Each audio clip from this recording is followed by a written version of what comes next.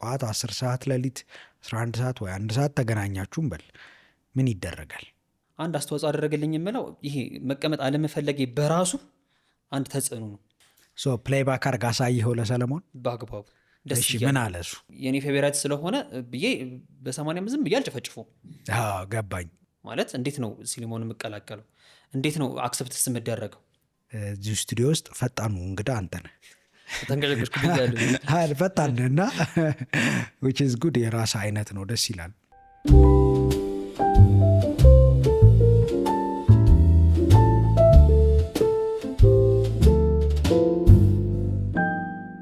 ሰላም በያላችሁበት ዘኮርነር ላይ ነን። እንደተለመደው ሲኒማን ማዕከል ያደረጉ ወጎች ልንወያይ እዚህ ስቱዲዮ ተገናኝተናል። ዛሬም ስቱዲዮ እንግዳ ጋብዘናል። እንግዳችን ራሱን ያስተዋውቀናል። እንኳን ደህና መጣህ አሊታ። እንኳን ደህና ቆያችሁ። አሊታ ምለ ያው እንግዲህ በቅጽል ስም ነው። ሙያ ውስጥ ያሉ ሰዎች ያለን ሰዎች በምንጠራ ስም ነው። ሙሉ ስምህን አስተዋውቀን እንጀምር። እሺ፣ ሙሉ ስሜ አላዛር ኤልያስ ነው። ያው በብዛት የምታወቀው በጠራበት ስም አሊታ ነው። እሺ፣ ምንድን ነው የምትሰራው ሙያ? እዚህ ሲኒማ ሙያ ላይ እንግዲህ ትንሽን ብትሆን እየሞከርናት ያለችው የሲኒማቶግራፊ ስራ ላይ ነን እና እሱን መንገድ ይዘናል። እስቲ ትንሽ እየሞከር ነው እና ሲኒማቶግራፈር ነኝ ለማለት ትንሽ የሚቀሩ ነገሮች አሉ፣ ግን ሲኒማቶግራፊ ላይ እየሞከርን ነው። እሺ፣ አንድ ፊልም ላይ ወይም የቴሌቪዥን ድራማ ላይ ወይም ማስታወቂያ ላይ ወይም አጭር ፊልም ላይ ወይም ቪዲዮ ክሊፕ ላይ ሲኒማቶግራፈር የሚባለው ባለሙያ ምንድን ነው የሚሰራው? እንዴት ብዬ ልግለጽልሽ? ሲኒማቶግራፊ የራሱ የሆነ እይታና የራሱ የሆነ ገጽ ያለው ነውና ለአንድ ተመልካች ወይም ደግሞ ያንን ፕሮግራም ለሚያየው ሰው ወይም ደግሞ የራሱንም ሀሳብ ሊሆን ይችላል ያንን እንትን መግለጽ ነው። ያንን ሀሳብ መግለጽ ነው። ወይም ደግሞ የዳይሬክተሩ እይታ ይኖራል ወይም ደግሞ የስክሪፕቱ እይታዎች ይኖራሉና ያንን ነገር መግለጽ ወይም ደግሞ ማስረዳት መቻል፣ በብርሃን መግለጽ ብዬ ነው ለእኔ የማስበውና ያው መግለጽ ነው ብለን ብንይዘው ይሻላል። እይታም መግለጽ፣ በላይት መግለጽ፣ በላይት እይታን ካሜራ ተጠቅሞ መግለጽ የሲኒማቶግራፈሩ ስራ ይሄ ነው። በጣም ጥሩ።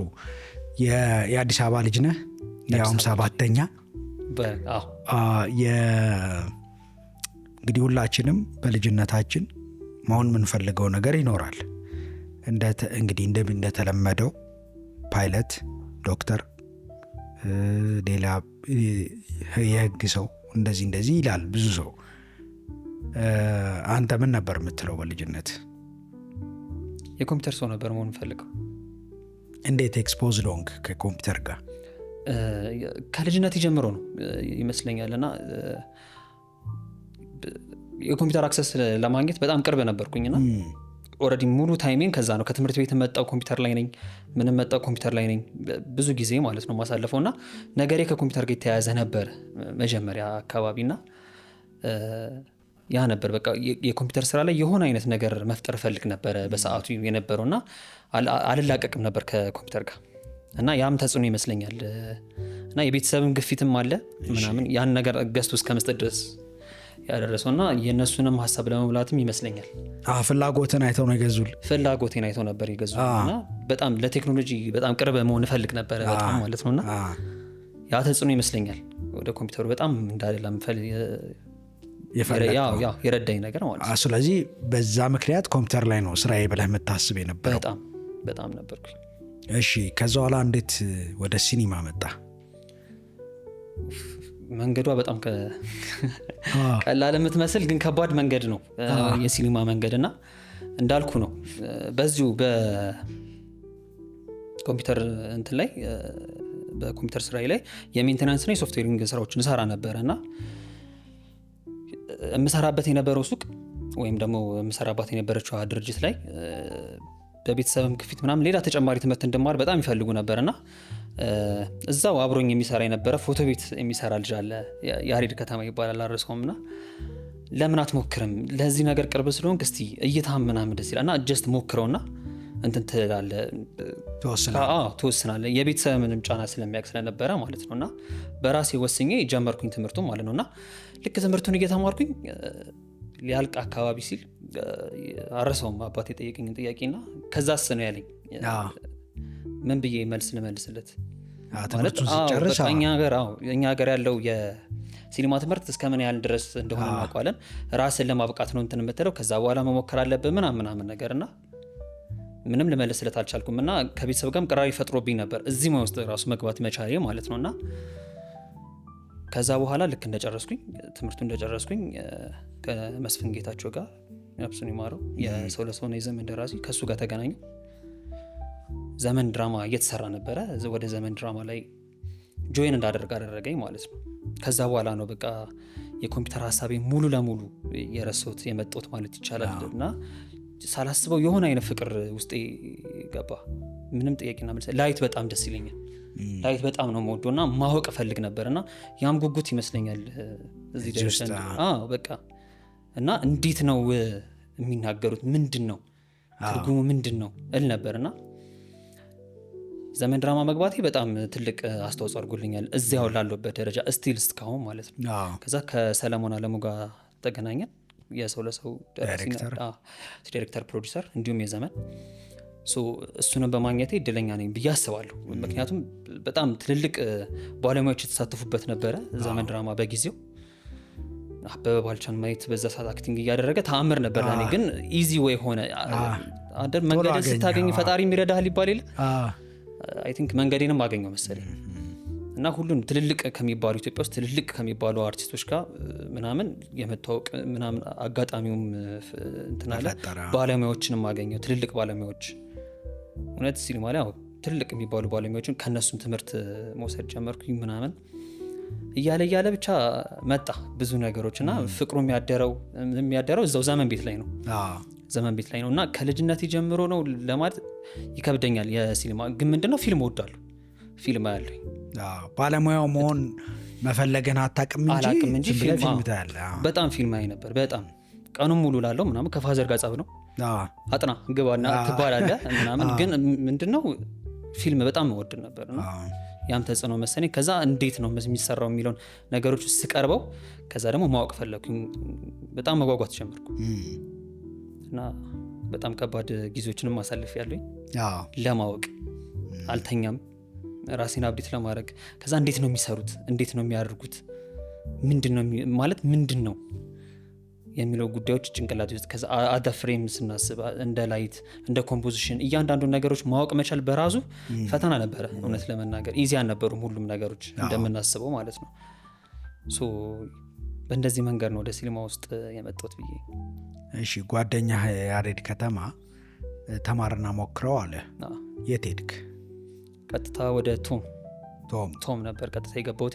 እሺ ቆንጆ አስተማሪዎችንም አግኝቻለሁ። መርዳት ማወቅ ያለብኝን ነገር አሳውቀውኛል።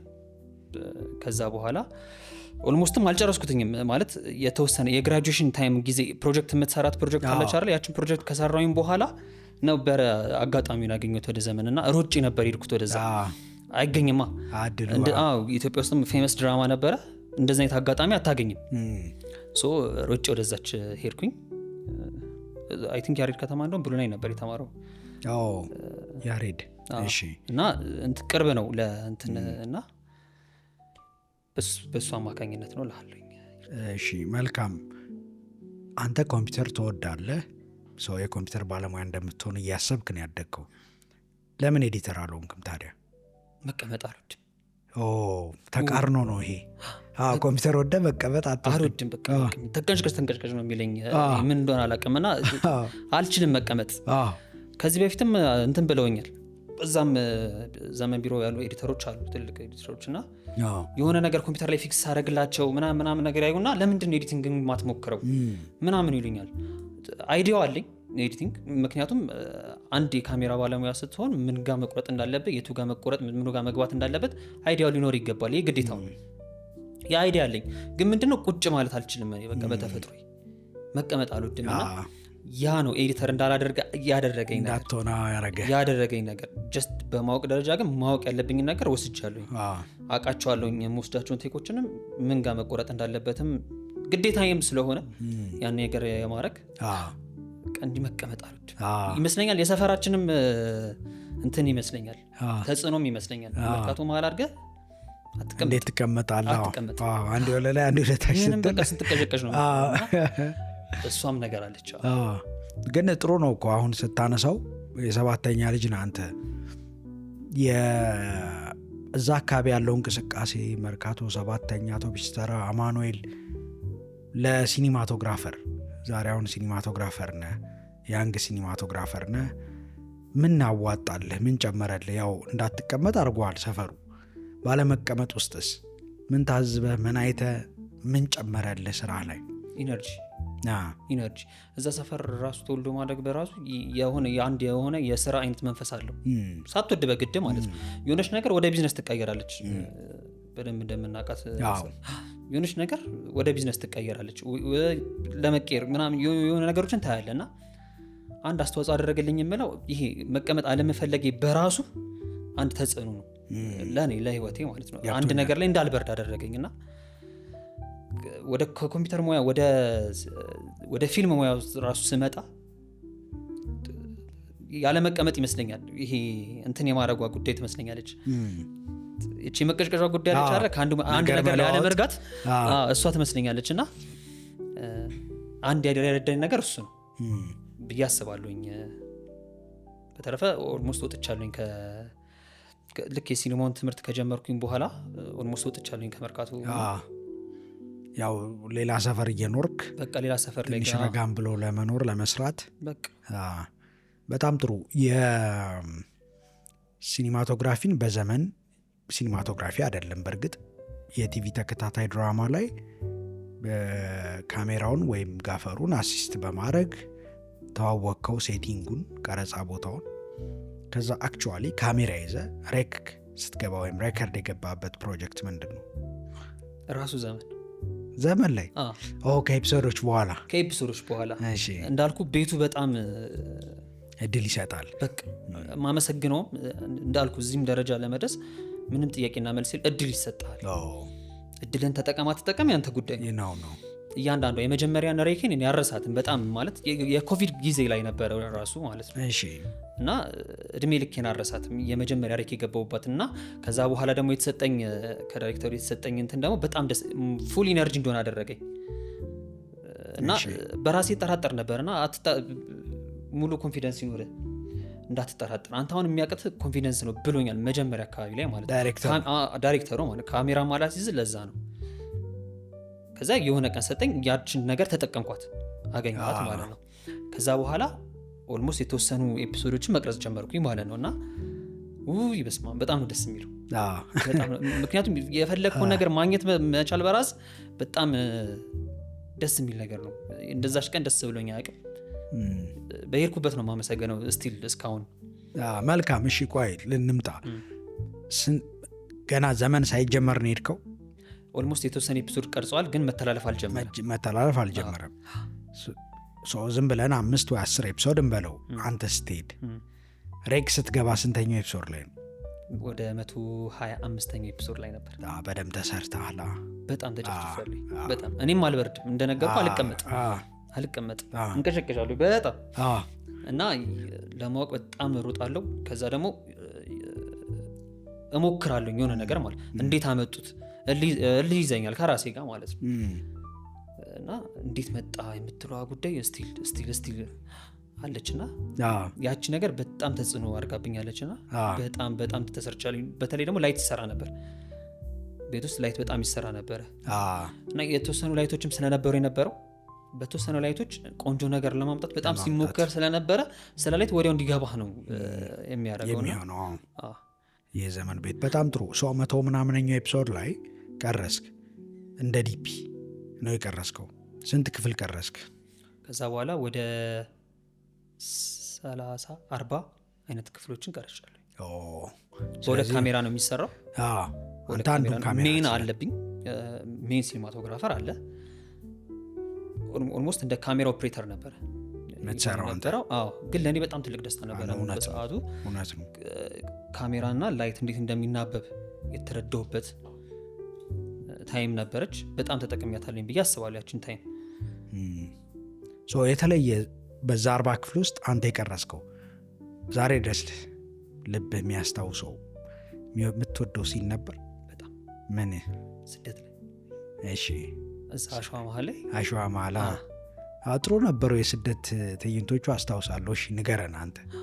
በጣም ከባድ ነበረ የስደት ሲሰራ በጣም ከባድ ነበር። ማለት እንደምታወራውም አይደለም፣ አፋር ላይ ነው፣ ከባድ ሙቀት ላይ ነው። እንደዚህ ወስ ቀና ማትልበትም ደረጃ ላይ ትደርሳለና የመጀመሪያው ቴኬን 3 ማለት በስደት ላይ ወተን በጣም አረሳትም እና የመጀመሪያ ቴኬን 3 የተሰማኝ ደስታ ራሱ ሰለሞን ነበረ ሾት ያደረኩት ራሱ የነበረው ማለት ነውና መልሶ ሲያየው እንዳልኩ የሰጠኝ አድቫንስ ምናምን አረሰውን ፍሬሙን በጣም ነው ማረሰው። እሱን ፍሬም በደንብ ነው ማስታውሰው።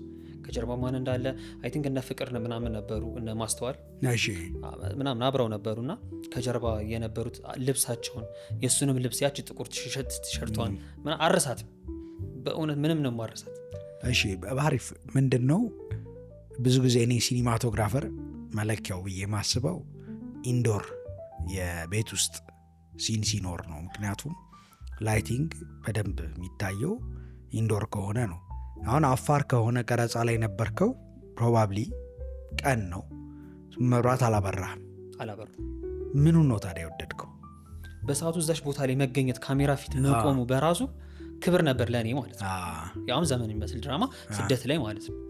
በራሱ በዛች ቦታ ላይ መገኘት በራሱ በጣም እርካታ ነበረ። ካሜራ ፊት መቆም ሴት ማለት አንድን ካሜራ በዛ ሰዓት ሴት ማለት በጣም በቃ እንደነገርኩ ነው እና በጣም ደስ የሚል ነበረ እና ያቺ ስሜት እያጣጣምኳትም ነበረች ገና ማለት ነው። እና ያ ነው የሚለየው ጉዳይ። ላይት አላበራኝም። ኢንዶር ነው ማን አውትዶር ነበር ስንሰራ የነበረው። በዲፊውዘር በሪፍሌክተሮች በፖሊቦርድ ምናምን እየደጋገፍን ነበር የምትሰራው።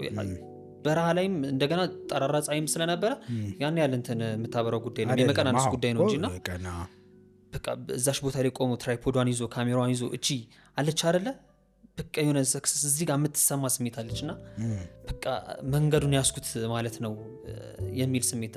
ምክንያቱም ከዛ በፊት አረጋቸው የነበሩት ነገሮች እያንዳንዱ ነገር ትዝ ስለሚለኝ ማለት ነው እዛሽ ቦታ ላይ ለመቆም እና ምንም በቃ ቦታው ላይ መቆም በራሱ በጣም ደስታ ነበረ።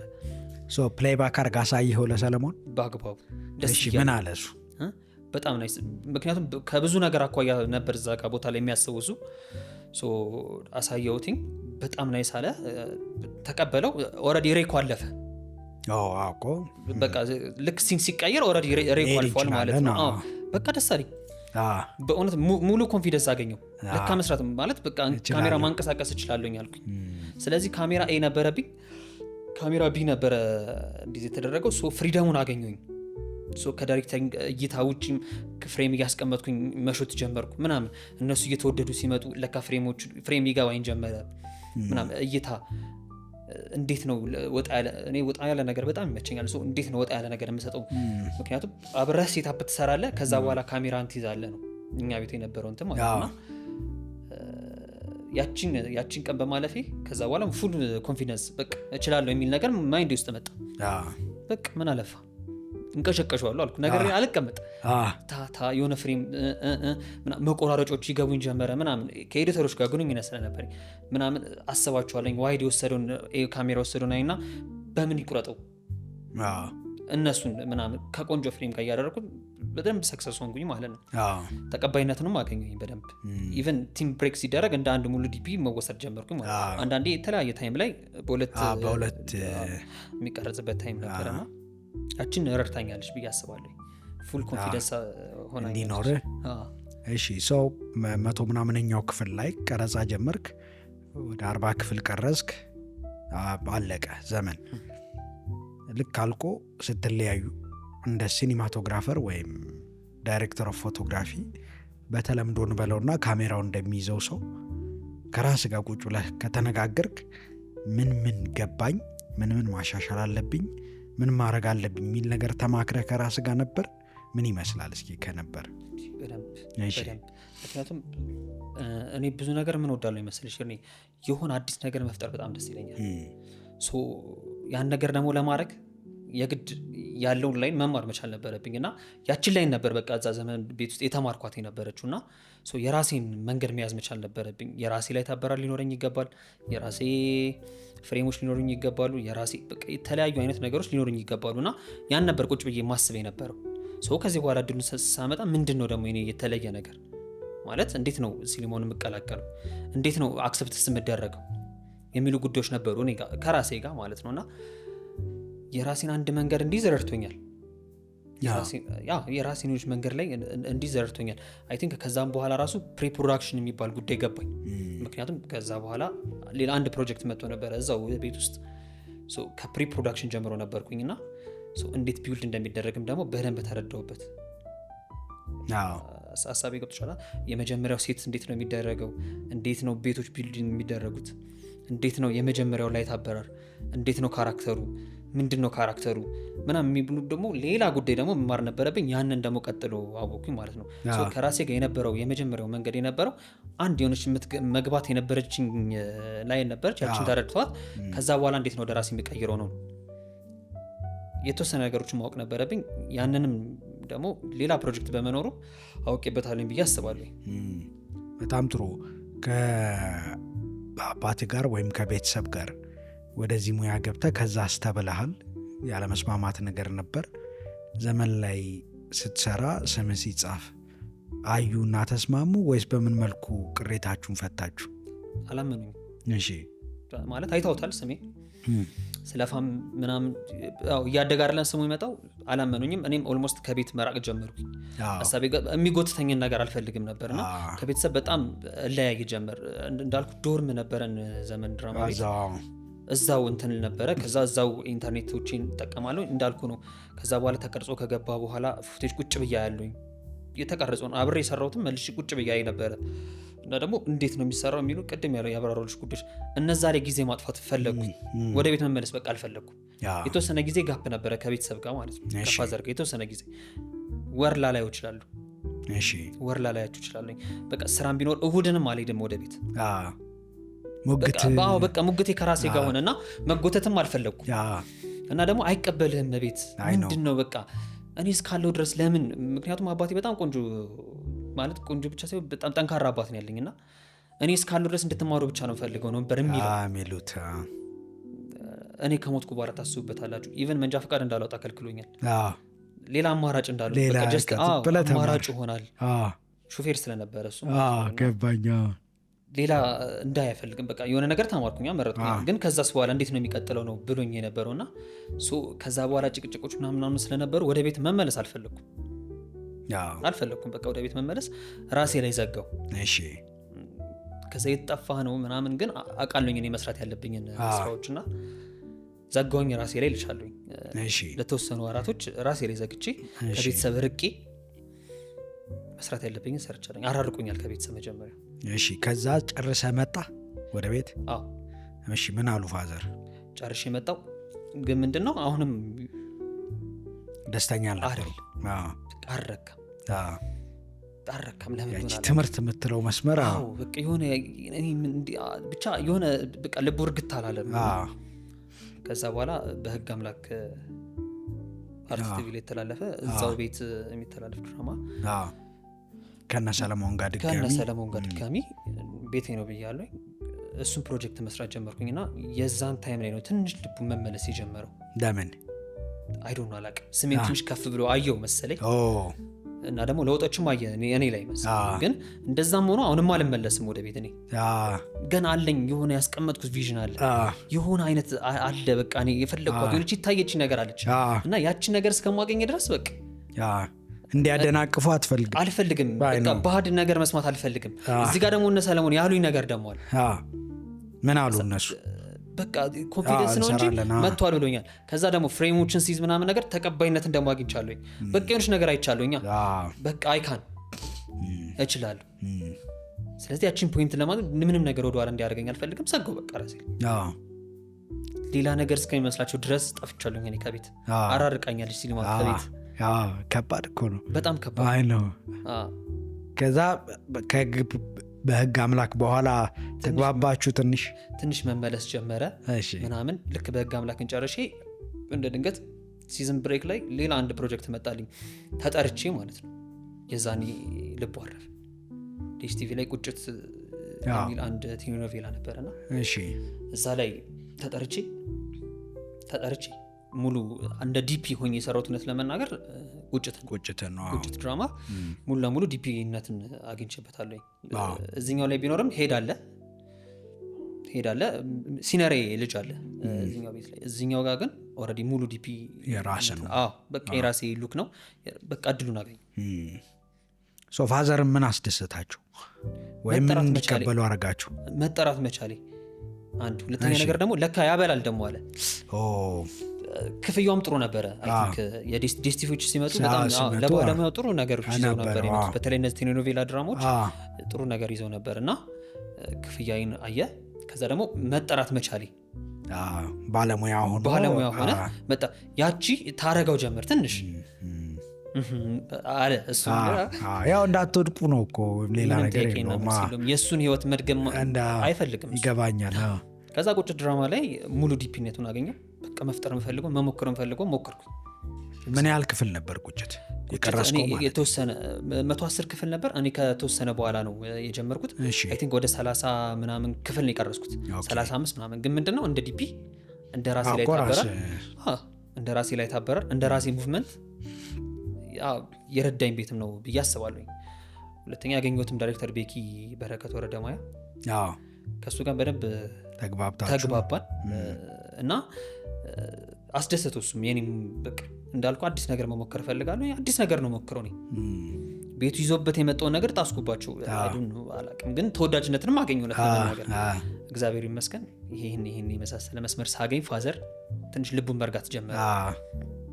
ቁጭትን ከሰራ በኋላ ወደ ስፍራሽ ብዙ ሄድክ ወይስ ፊልም ሰራ? ሌላ ምን አረክ? ስፍራሽ ብዙ ከቁጭት በኋላ ትንሽ ብሬክ አገኘሁኝ እና ስፍራሽ ብዙ የሚል አንድ ተከታታይ ሚኒ ስራ መጣ። አቢፋንታ ዳይሬክተሩ ራይተሩ ብዙ ስራዎችን የሰራ ኢትዮጵያ ውስጥ ከሱ ጋር መገናኘቴን በራሱ በጣም ደስ የሚል ነገር ነበርና ልክ ነው። እግዚአብሔር ሆኖ እኔ እንዴት እንደሆነ አላውቅም ብቻ ይረዳኛል እና አሪፍ ሰዎችን የተለያየ አይነት ዳይሜንሽን ያላቸውን የራሴን አንድ አካል እንድሰራ አድርገውኛል። እንደዚህ አሁን የምጠራቸው የተለያዩ አይነት ዳይሬክተሮችን ስሰራ ማለት ነው። ማንም እንደኔ አይነት እድል ያገኘ የለም እውነት ለመናገር። መንገዶች ቀና ነበሩ። እውነት ነው። መንገዶች በጣም ቀና ነበሩ እውነት ለመናገር እና የተለያየ አይነት ዳይሜንሽን፣ የተለያየ አይነት እይታ፣ የተለያየ አይነት ላይ ታበራር። ከዛ ደግሞ አንድ ራሴን የሚያደርገኝ ነገር እንዳገኝ ረድተውኛል እና ስፍራሽ ብዙ ላይ የተለየ ኤክስፒሪየንስ ነበረ። ሌላ እውቀት ነበር፣ ሌላ ማንነት፣ ሌላ ሉክ አለው፣ ሲኒማ ሉክ። ስፍራሽ ብዙ ለእኔ የተለየ ስራ ነው እውነት ለመናገር። ደክሜበታለሁኝም ብዙ ነገሮችን አይቼበታለሁኝ እውነት ለመናገር። እንደ ፍሬም እንደ ላይት የሆነ አይነት ዳይሜንሽኖችን ያራመደኝ መንገድ ስፍራሽ ብዙ ነበረ። በጣም ጥሩ እና እንደዚህ እያለ እየቀጠለ መጣ። በጣም ጥሩ። ከስፍራሽ ብዙ በኋላ ወደ ግዛት ነው ሄድከው ወይስ ሌላ ፕሮጀክት ነበር? ከስፍራሽ ብዙ በኋላ ምንም ጥያቄ የለውም ግዛት ድራማ ነበር የጀመርኩት። ግዛት ድራማ ደግሞ ይለይ ነበር በራሱ ራሱን የቻለ ራሱን ይዞ የመጣ የራስህ የሆነ አይነት ከለር የምትፈጥርበት ሌላ አይነት ዳይሜንሽን፣ ሌላ አይነት እይታ። ቴሌኖቬላ ሰርቻለሁኝ ግን በእንደዚህ ልክ አልሰራውም እንደ ግዛት ድራማ ማለት ነው። ግዛት ድራማ በቃ የኔ የምለው ስራ እውነት ለመናገር ብዙ ነገር የሞከርኩበት ሰው ተቀበለውም አልተቀበለውም ሳይሆን እንዴት ነው ሉክ የሚገለጸው፣ እንዴት ነው ሲን የሚገለጸው፣ እንዴት ነው በላይት የምገልጸው። መናገር ባለባቸው ዲያሎጎች አክተሮች ሲናገሩ እኔ እንዴት ነው በላይት የምገልጸው የሚለው ነበር የሚያስጨንቀኝ ነበር። የሶርስ ጉዳይ ነበር የሚያስጨንቀኝ ነበር።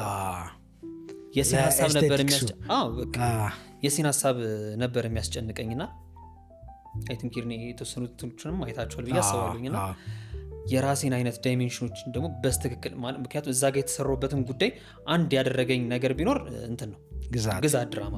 ግዛት በቃ ሙሉ አላዛር ሲኒማቶግራፈር ወይም አዲታ የሚለውን ሰጥቶኛል ብዬ አምናለሁ።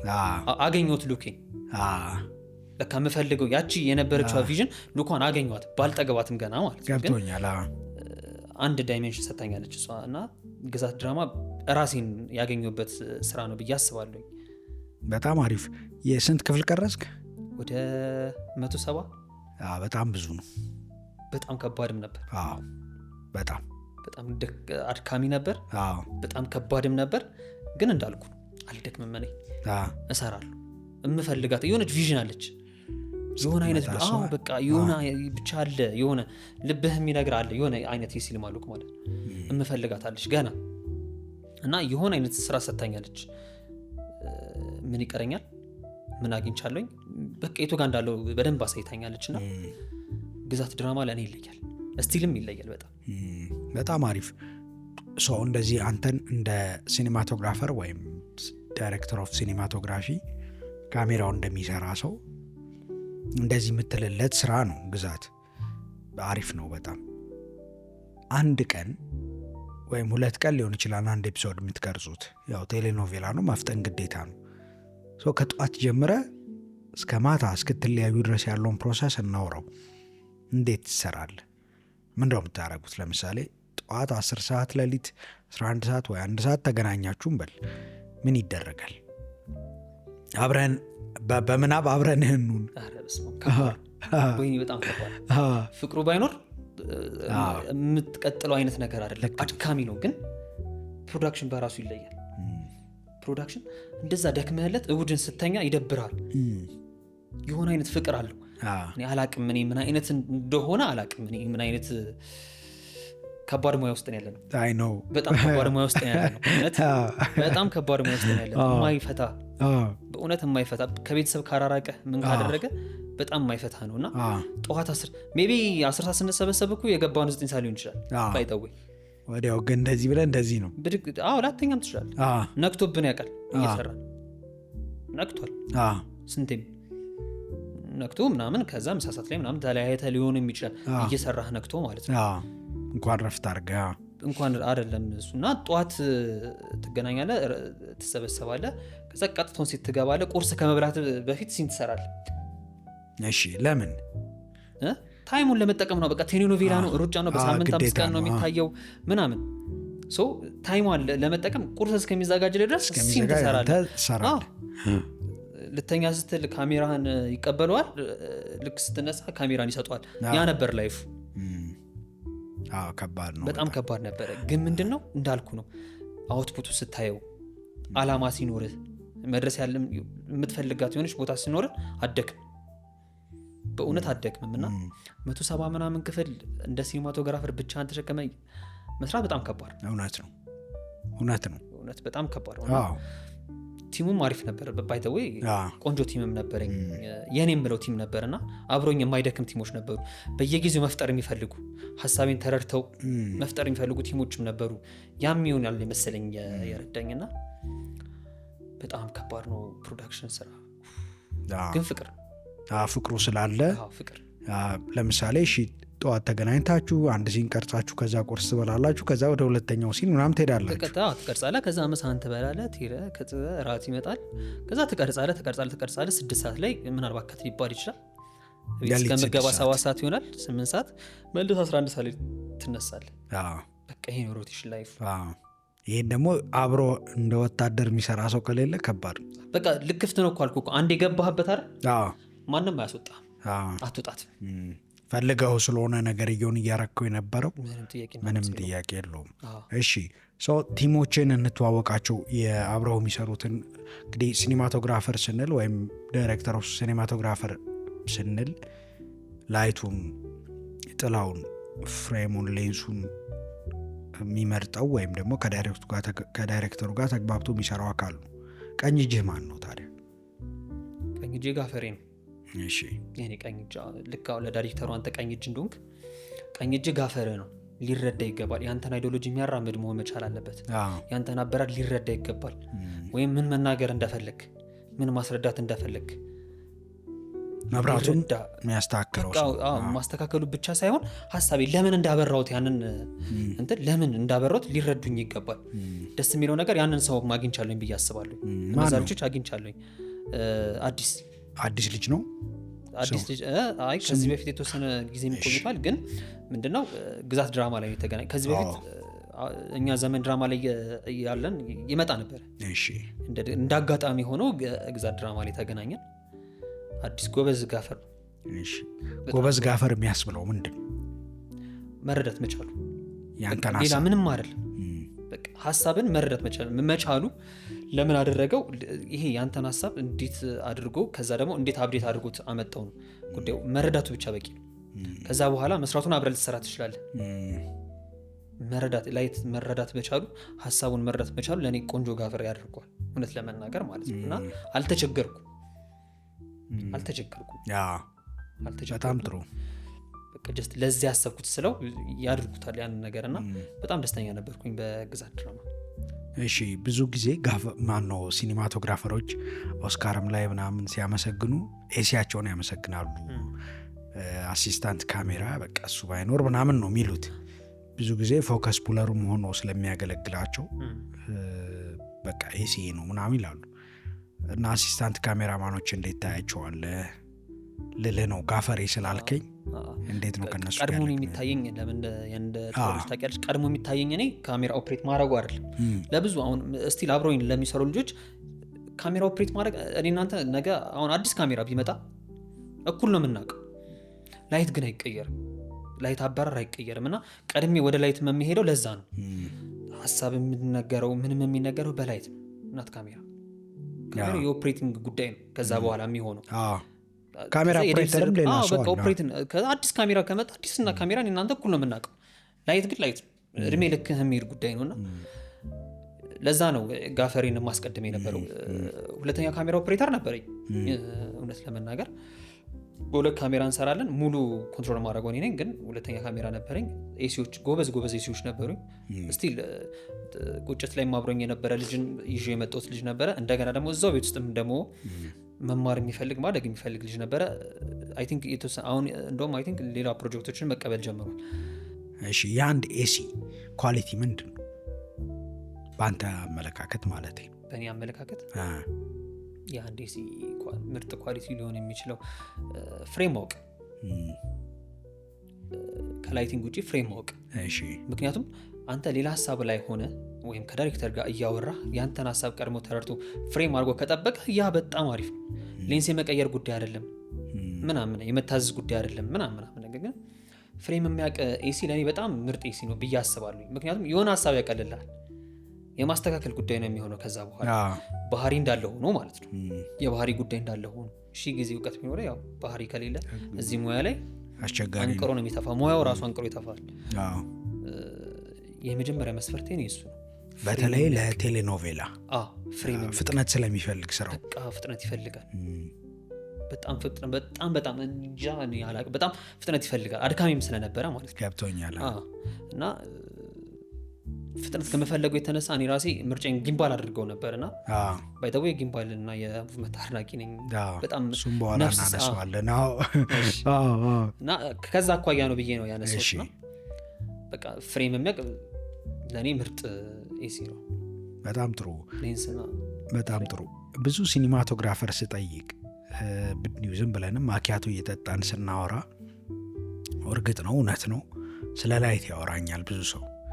ላይት ሲኒማቶግራፈር ማን ነው ምናምን ስል በብርሃንና በጥላ የሚተርከው ሰው ምናምን ነው የሚባለው። እውነት ነው ይሄ ግን አንድ እውነት ነው ወይም ግማሽ እውነት ነው ብዬ ነው የማምነው። ሌንሱስ ስለ ሌንስ ብዙ ሲኒማቶግራፈር አያወራኝም፣ ወይም ደግሞ ጥቂቶች ጋር ነው በደንብ እንድተብሰልስሎ ሌንሱ እንደዚህ ነው ሌንሱ እና የሆነ እኔ ዳይሬክተር ነኝ ራይተር ነኝ ግን ለሌንስ በጣም እብሰለሰላሉ። እኛ የሆኑ ዲፒዎች ጋር ስናወራውና አይኔ የምጠቀማቸው ሌንሶች እንደዚህ ናቸው ናስል ሌላ አይነት ነገር ውስጥ ነው እነሱ ያሉት።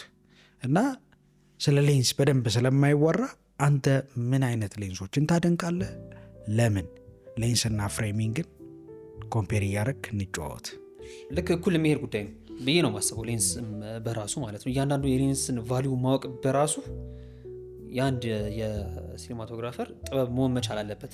ምክንያቱም ምን ይሰጠኛል፣ ምን ዳይሜንሽን አለው እና እንዴትስ ነው የምጠቀመው እና ለምን አይነት ጉዳይ ነው የምጠቀመው። ባይተወይ እያንዳንዱ ሌንሶች ለየራሳቸው ትርጉም አላቸው እንደኔ አመለካከት ማለት ነው። ሶ ክሎዝ አፕ ሲሆን ጠባብ ሚሊሜትር ከዛ አኳያ ውጪ ትርጉም አላቸው ብዬ አስባለሁ እኔ ለራሴ ማለት ነው። ሶ ባክግራውንድም ሲሰፋ ሲጠብ ያለውን እይታ፣ ምክንያቱም እይታ ነው አይን ነው ያን አይን ነው ለተመልካች የምሰጠው እና በጣም ጠነቀቃለሁኝ ሌንሶቼ ላይ እና አድናቂ ነህ ላልከኝ እንትን ጉዳይ እኔ የ85 ሌንስ በጣም አድናቂ ነኝ ካለው ዴብዝ አኳያ እና ደግሞ ይሄ ግጥም የማለት ፍሬም እና ደግሞ ሀሳብን በደንብ የመግለጽ ክሊር አድርጎ የመግለጽ ሀሳብ አለው እና ይሄ ጥግብ ያሉ ፍሬሞችን ስለምወድም ሊሆን ይችላል እኔ አላቅም እና የዛ ሌንስ በጣም አድናቂ ነኝ። በተረፈ ግን ዋይዶችን በጣም ወዳለሁ። ዋይድ ራሱ በጣም ዋይድ ይሄ 14 ሌንስ በጣም ይመቸኝ። ይሄ ልቅቅ ያለ አለ አይደለ ገደብ የሌለው እንደሱ አይነት ነገር ግን ሞር የበለጠ በጣም የምወደው ሀሳብን ክሊር አድርጎ ያሳያል ብዬ የማስበው 85 ሌንስ ስለሆነ ፕራይም 85 ሌንሶችን በጣም አድናቂ በጣም ነው የምወዳቸው። በጣም ነው የምወደው። 85 ፍቅር ናት። በጣም ፍቅር ናት። አሪፍ ነው። ይሄንም ለምረው ማነሳል ጥሩ ነው። ፕራይም ሌንስ ነው ያነሳልኝ ወይም ፊክስድ ሌንስ። ፊክስድ እና ዙም ሌንሶችን ደግሞ እናወራ ልዩነታቸውን። ለአንተ የትኛውን ሌንስ ትመርጣለህ? ፕራይም ሌንስ ወይም ፊክስድ ሌንስ ወይስ ዙም ሌንስ? ለምን? እንዳልኩ ነው ፕራይም 85 ፍቅር ናት፣ የራሴ እንትን ናት። ግን ምን አለ መሰለ ምን አስባለሁ መሰለ እኔ እያንዳንዱ ሌንስ የራሱ የሆነ ስራ አለው። ዙም ሌንስ የምትጠቀምበት ታይሚንግ አለ ልክ እንደ ቦታውና ልክ እንደ ሰዓቱ ሲሆን ማለት ነው። ሀሳብ ይገባ። ይህንን ስለምወድ ይህንን ብቻ ነው የምጠቀመው ልክ አይደለም ለኔ። የፈለገ ፌቨራይቴ ቢሆን ለቦታውና ለእንትኑ የማይመጥንልኝ ከሆነ ዙም ሌንስ የምጠቀምባቸው ታይሞች በጣም አሉ። ዞሊ ለመስራት ስትፈልግ ምናምን የድንግጦሽ ምናምን ታይሞች ላይ የማልደራደርባቸው ሲኖች አሉ ዙም ሌንሶችን የምጠቀምባቸው ማለት ነው። የየራሳቸው ስራና የየራሳቸው ተግባር እስካላቸው ድረስ በየራሳቸው ስራና በየራሳቸው ተግባር ላይ ነው የማስገባቸው። የኔ ፌቨራይት ስለሆነ ብዬ በ85 ዝም ብዬ አልጨፈጭፉም። ገባኝ ሀሳብ የገባ ኮምፔር ለማድረግ ያክልም ቢሆን ግን በቃ ቦታና ሰዓት አላቸው ሁሉም ሌንሶች እና ያንን ነው የምጠቀመው። ማለት ለዚህ ቦታ ምን ይጠቅማል ለዚህ ቦታ ምን ይጠቅማል ነው እንጂ ፌቨራይቴ ነው ፌቨራይቴ አይደለም ብዬ እንትን የምለው አይነት ጉዳይ አይደለም። እንደየሲኑ ሙድ እንደየሲኑ ፍላጎት ነው ሌንሶችን የምቀያየረው። በጣም ጥሩ። ስለ ላይት አወራን፣ ስለ ሌንስ አወራን። ካሜራውስ ምን አይነት ካሜራ ነው የምትመርጠው? መጀመሪያ አካባቢ እውነት ለመናገር የብላክ ማጂክ አድናቂ ነበር። የሲክስኬው እሺ ኦልሬዲ ብላክ ማጂክ አሪፍ ነበረ። ኤንዲው ደስ ይለኛል ምናምን ነገር እና ይሄ ከለር የመረዳት እንትኑ ምናምን በጣም ደስ ይለኝ ነበርና ግዛትን ከሰራኝ በኋላ ግን ሙሉ ለሙሉ አመለካከት ተቀይሯል ወደ ሶኒ። ያው ሶኒ ምን እንደሆነ አላውቅም፣ ሀሳብ ትረዳለች። እኔ አንዳንዴ የሆነ የምነግረውም ሰው ነው ይመስለኝ ሶኒ ካሜራ በራሱ ማለት ነውና ያበራውት ላይ ትክክል አድርጎና በባህሪው ሲኒማቲክ ሎላይት ወይ እኔ ሎላይት አድናቂ ስለሆንኩ ይሆናልና ያንንም ስለምትረዳኝ ይመስለኛል ሎላይት መስራት ስለሚቻል ማለት ነውና ዝቅ ባለ ብርሃን ሲበዛ ደስ አይለኝም እውነት። በተለይ ምክንያት ያልሆነ ብርሃን ደስ አይለኝም እና አይታቸው ከሆነ የኔ እንትኖች ያስ ያደረጉ ናቸውና ያችን ስለምትረዳኝ ይመስለኛል በጣም ነው የምወዳት። አሁን አላቅም እኔ እንጃ አስበልጫታለሁኝ አሁን ላይ አላቅም ነገ ኔክስት ምን እንደሚመጣ ግን ማወዳደራትም አይመስለኝም። አሁን ኢቨን በኤፍኤክስ 6ም ሰርቻለሁኝ በኤፍኤክስ 3ም ሰርቻለሁኝ ግን ሞር አሁን በጣም ኮምፓቲብል የሆንኩት ኤፍኤክስ 3 በጣም ትመቸኛለች። ኦኬ በቃ ታቋለች መሰለኝ እኔ እየተረዳኋትም እንደዛ ነው። ስለዚህ ኤፍኤክስ 3 ሶኒ የኔ ምርጫ ናት። ትመርጣለህ? በጣም ጥሩ። አንድ ስክሪፕት ይሰጣል። ለምሳሌ ፊቸር ፊልም ነው ወይም ተራኪ ፊልም ነው፣ የ1 ሰዓት ተኩል ፊልም ነው እንበል እና ስክሪፕቱን አምጥቼ ሰጠው። በስክሪፕቱ ሮማንስ ኮሜዲ ነው እንበል፣ ያው እዚህ ሀገር ብዙ ስለሚሰራ እንደሱ አይነት ፊልም እና ስክሪፕቱን ስታነበው ምንድን ነው ቀድመህ የምታየው? ስቶሪ ላይ ነው ቀድሜ የማየው እውነት ለመናገር ማለት ነው። እውነት ለመናገር እኔ እንደዚሁ የምወደውም ትሬለር አይነት ዘውግ ያላቸው ስራዎችን በጣም ይመቸኛል። ምናልባት ላልቀበል ይችላል ይሆናል መናቅ ምናምን ሳይሆን ሉክ አለኝ፣ የራሴ የሆነ አይነት ሉክ አለኝ። ምን ነው ማትቀበለኝ? ኮሜዲ በራሱ ብራይት ነገር ኮሜዲ ብልህ ላትቀበለኝ ትችላለህ። እችላለሁ ነው የምልህ። ጥሩ እሺ። ስለ ትሪለር ነው አስፈሪ ዘውግ ያለው ስክሪፕት ሰጠው። ምንድነው ቀድመህ የምታየው? ምንም ጥያቄና መልስ የለውም። ስቶሪ ላይኑ ነው መጀመሪያ ላይ። ከዛ በኋላ እያነበብኩት እዚህ ጋር የሆነ ነገር ሊፈጥርብኝ ይገባል። ምን አይነት ነገር? በቃ ከሉክ ልክ ያነበብኩት ሉኩን ላውቅ ይገባል። እሺ ከማውራቴ ከማንም ከዳይሬክተሩን ጋር ከማውራቴ ስክሪፕቱን ገና ከመቀበሌ እንትን ሉኩ ሊገባኝ ይገባል። እያነበብኩት ሉኩን ላውቅ ይገባል። እሺ ያቺ ነገር የምትመጣ ከሆነ ማይንዴ ላይ ያን ስክሪፕት ተቀበሏል። እውነት ለመናገር ጥሩ እዚህ ጋር ያዝልኝ። ተቀበልከው፣ እኔ ነኝ ዳይሬክተሩ። አንተ ሉክ አለ የራስህ። እኔን ስታገኝ የእኔ ሉክ ደግሞ ከአንተ ተቃራኒ ነው። አብረን እንሰራለን። የዳይሬክተርህን ሀሳብ የመቀበል ግዴታ አለብህ እንደ ሲኒማቶግራፈር። እኔ እንደማስበው ከሆነ ማለት ነው መነጋገር የመጀመሪያ ጉዳይ። ያንን ሉክ ወደ እኔ የመጣበትን መንገድ ወይም ደግሞ አንተ ከምን አንጻር እንዳየኸው ልታስረዳ ልታሳምነኝ ይገባል። ያን ነገር የማምንበት ከሆነና የምቀበለው ከሆነ ያፍቱ እሄድበታለሁ ያንን መንገድ ካመንኩበት ማለት ነው። ካላመንኩበት ግን አቆመው እችላለሁ። ያን ስራ ላልቀበልበት የምችልበትም ታይም ይኖራል። ላምንበት ይገባል። የምሰራውን ስራ ላውቀው ይገባል። ለምን እንደምሰራው ምናምን ላውቀው ይገባል። ሀሳቤን ተረድቷል? ገብቶኛል እና ልረዳው ይገባል፣ ላውቀው ይገባል ያንን ስራ ማለት ነው። እና ልክ ካስረዳኸኝ ከተረዳውና ከተማመንም ስራውን የማልቀበልበት ምክንያት ምንም የለም። ግን ካላመንኩበት ግን አቆመዋለሁ፣ ላልቀጥል እችላለሁ። ብዙ ስክሪፕቶችንም መልሻለሁ ማለት ለምን። ኦኬ በጣም አሪፍ። አሁን አንተ 85ን መውደድህ ጥሩ ነው። ለምን ትሪለር ሲሆን ቀርበን ብናየው ነው ጥሩ። ከዛ ዋይድ ግን ደግሞ ትወዳለህ። አሁን ለመፍራት ዋይድ አይሆንም፣ ሩቅ ነው እና ዋይድ እየወደድክ ጥሩነቱ 85 መውደድ እንዳለው ነው። ትሪለር ላይ እንዴት ታስታርቀዋለህ ይህን ነገር? ዋይድ ክሎዝ አፕ ከባድ ግን ምንድን ነው ትሪለር ዘውጎች ላይ የራሳቸው የሆነ ፍሬሚንግ አለ ብዬ አስባለሁ። ወይም ደግሞ መፍጠር ያለብህ የሆነ አይነት ፍሬም አለ። የተሰራው እንትን መከተል ሳይሆን መፍጠር ያለብህ የራስ የሆነ ፍሬሚንግ ይኖራል። የራስ የሆነ ላይትም አለው ተጽዕኖ እና ደግሞ አስፈሪነቱን በምን ሌንስ መግለጽ ይችላሉ የኔ ጉዳይ ብያለሁኝ። እና ሲኑን ይምሰልና ሲኑን ይግለጽልኝ እንጂ የትኛውንም ሌንስ ከመጠቀም እኔ ወደኋላ አልልም። እንደ ፌቨራይቲም ቢሆን ቅድምም ብዬልሻለሁኝ። እና ሲኑ ይፈልገው ያንን ሌንስ ከመጠቀም ወደኋላ አልልም። ግን በብዛት የምጠቀመው ትሬለር ዘወጎች ላይ ይሄ የሚገለብጡ ሌንሶች አሉ፣ እንደ ፊሽ አይነት ነገሮች ማለት ነው። በየሰዓቱና በየቦታው የሚገቡ አሉ እና እነሱ ነው በብዛት የምጠቀመው ትሬለር ላይ ሲሆን ማለት ነው። የሆነ አይነት ዳይሜንሽን አለው፣ ሌላ አይነት እይታ ስላለው ማለት ነው። እና ኖርማል እይታ አይደለም እውነት ለመናገር ትሬለር ዘወግ በራሱ ማለት ነው። እና እኔ በጣም ላይቶችንም በጣም ነው ደስ የሚለኝ። እንደነገርኩ ሎ ላይት ነው። እሱ በጣም ይቀርባል። በጣም ይቀርበኛል። ለራሱ ለዘውጉ ለትሪለር ዘውግ ይቀርባል ላይት እና ያስደስተኛል። ገና ማስፈራት ስለሚፈለግ በጣም ገና ላይቱን ሳየው በጣም ደስ ይለኛል። አንዳንዴ ካሜራን ሳላየው ብዙ ጊዜ እውነት ለመናገር ካሜራ አልገጥም።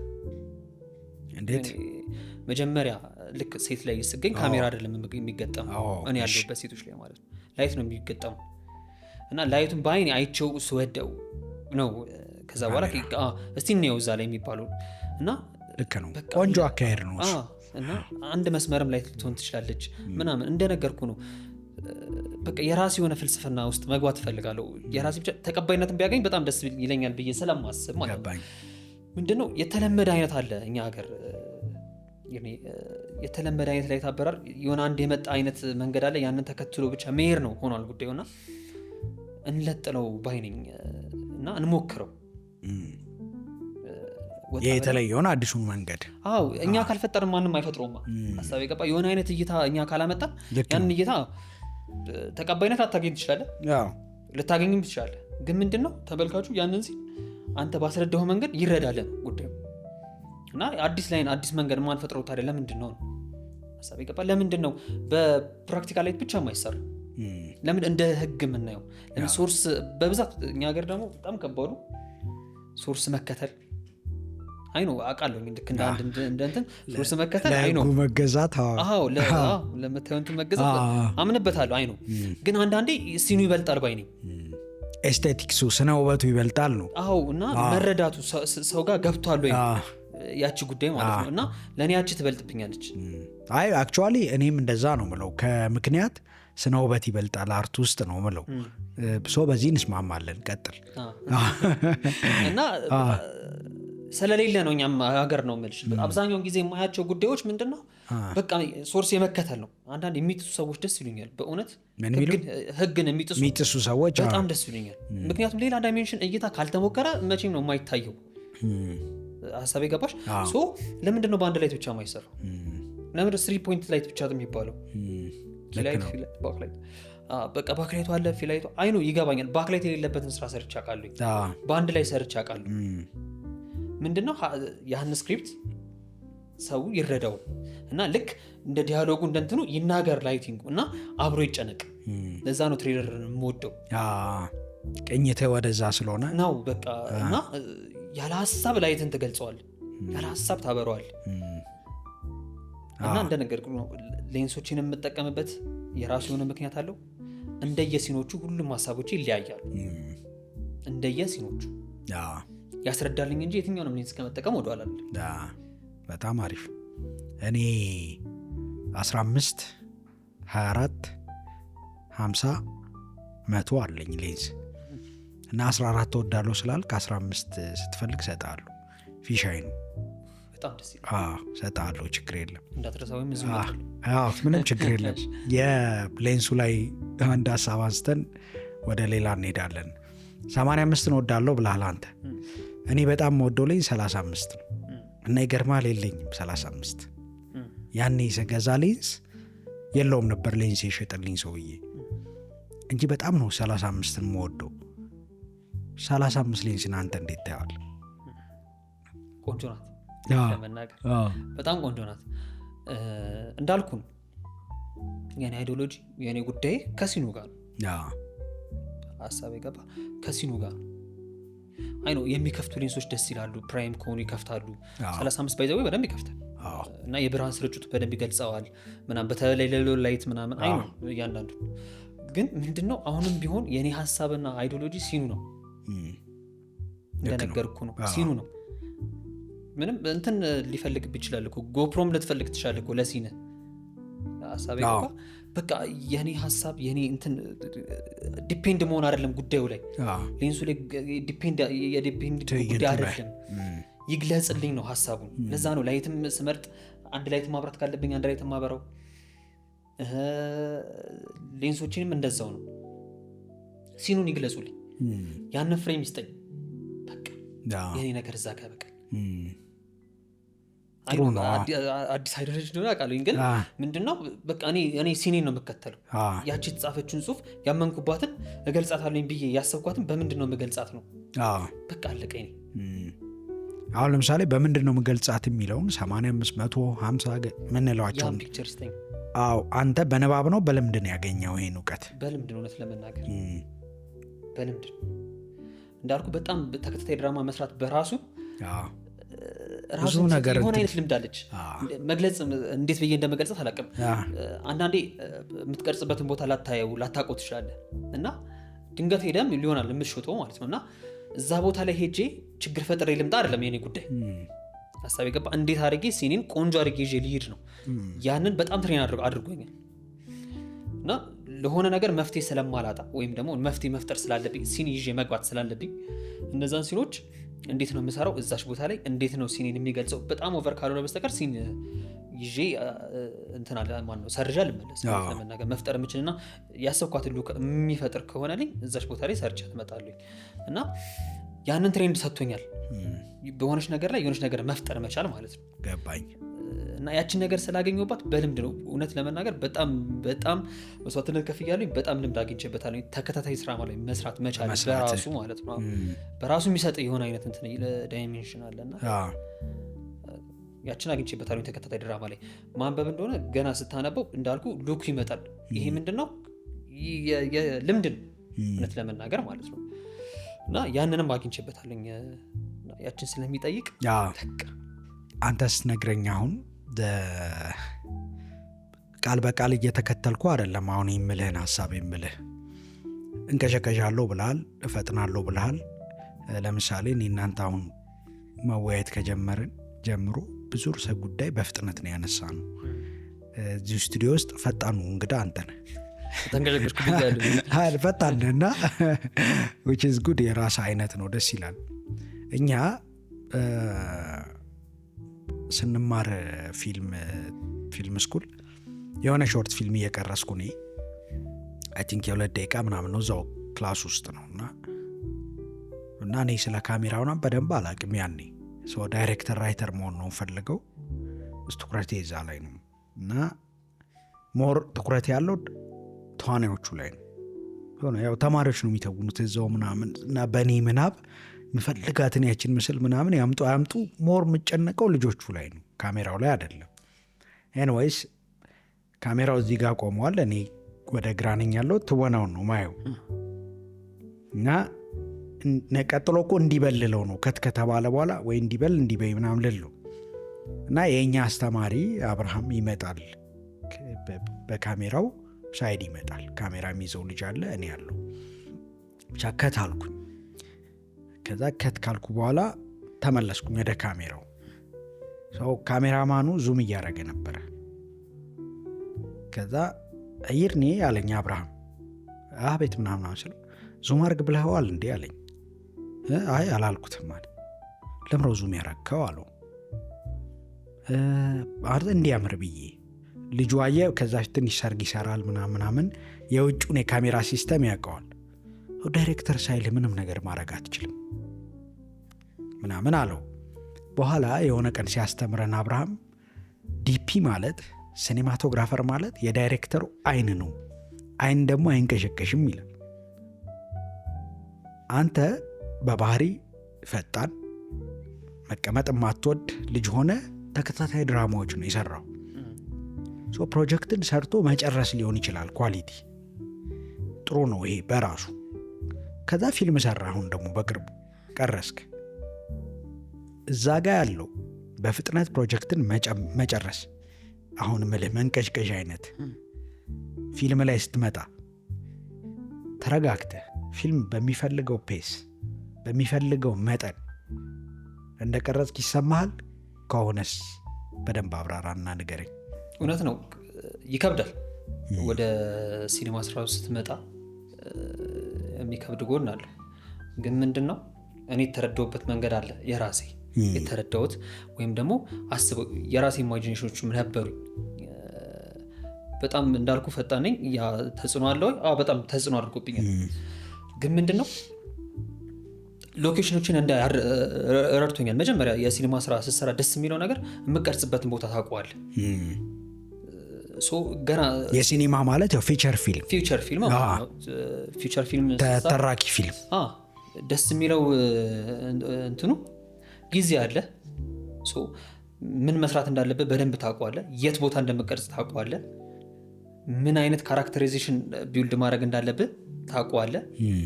እንደ ፍሬምም እንደ ሌንስ ቅድም እንዳወራናት ማለት ነው። እና ፊልም አሁን በመስራት የተሰጠኝ አንድ ልምድ ምንድነው ረጋ ማለቱን አርጎኛል። እንዳስብ ታይም አለኝ። ወይም ደግሞ ቀረጻ ከመግባታችን በፊት ሴቶቻችንን በደንብ ቢውልድ አድርገናል። ራሳችንን ቢውልድ ያደረግነው የቀረጻ ቦታውን ማለት ነው። ላይት ከመቆሙ በፊት ላይት የቱ ጋር እንደማቆም ገና ተረድቼዋለሁ። ምክንያቱም ከዳይሬክተሪ ጋር በደንብ አውርተንበታል። እያንዳንዷን ሲን ቁጭ ብለን ማለት ነው።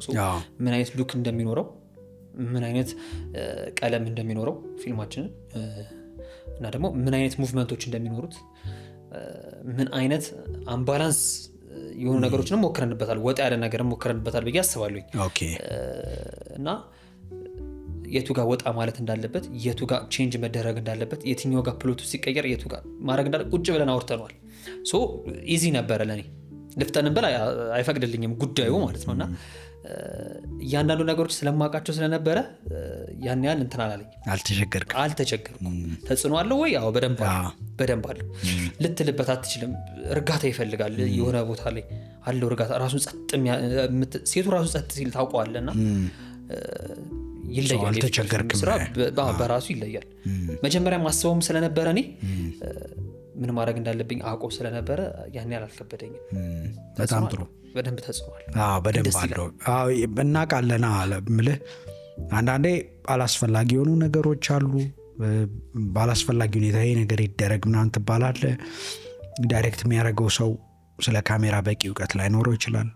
ከዛ ደግሞ እዛ ጋ ያለውን ሀስል በሙሉ ኮንትሮል ማድረግ ሲቸግረው በቃ እሺ ብሎ በኋላ ላይ ነው ሉኩ ላይ የሚያመጣው ችግር ቁጭ ብለህ ከተመልካች ጋር ወይም ኤዲቲንግ ሩም ውስጥ እንትስትል ምናምን ትላለና አስቸጋሪ ነው። ኤኒዌይስ ወደ ሙቭመንት እንመለስ።